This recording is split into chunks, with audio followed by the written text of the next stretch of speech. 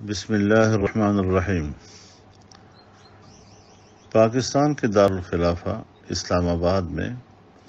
حضرت سیدنا ابوبکر صدیق رضی اللہ عنہ کے خلاف ایک بدبخت کی ہرزہ سرائی کے بعد یوم عاشوراء کے موقع پر کراچی میں سر بازار جماعت صحابہ رضوان اللہ تعالی علیہم اجمعین کی معتبر و محترم شخصیات کے خلاف لعن طعن کا سر بازار بازاری زبان کا استعمال امت مسلمہ کے جذبات کو مشتعل کرنے کا سبب بنا ہے۔ میرے خیال میں یہ سب کچھ فرقہ وارانہ تعصبات کو بھڑکانے اور ملک میں خون خرابہ کرنے کی منظم سازش کا حصہ ہے۔ ریاست کی ناک کے نیچے یہ سب کچھ ہو رہا ہے، جہاں اس کا فرض بنتا ہے کہ وہ ایسی صورتحال کا فوری اور سخت نوٹس لے اور ایسے افراد کے خلاف مؤثر اقدامات بروئے کار لائے، لیکن ریاست و حکومت کا خاموش رویہ اس بات کا اشارہ دیتا ہے کہ ایسی سازش کے پیچھے ریاست و حکومت کا کوئی گوشہ ضرور کار فرما ہے۔ ایسے بدبخت اور بدگو عناصر کے رسوا کن اور اشتعال انگیز رویوں کے خلاف اہل سنت والجماعت کا رد عمل ایک فطری امر ہے، تاہم انہوں نے تحمل و برداشت کا دامن تھامے رکھا ہے۔ ایسے موقع پر ضروری ہے کہ اہل تشیع کے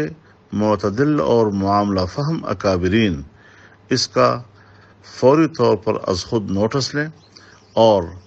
اپنے صفوں کے اندر اس قسم کے عناصر کی مذمت بھی کریں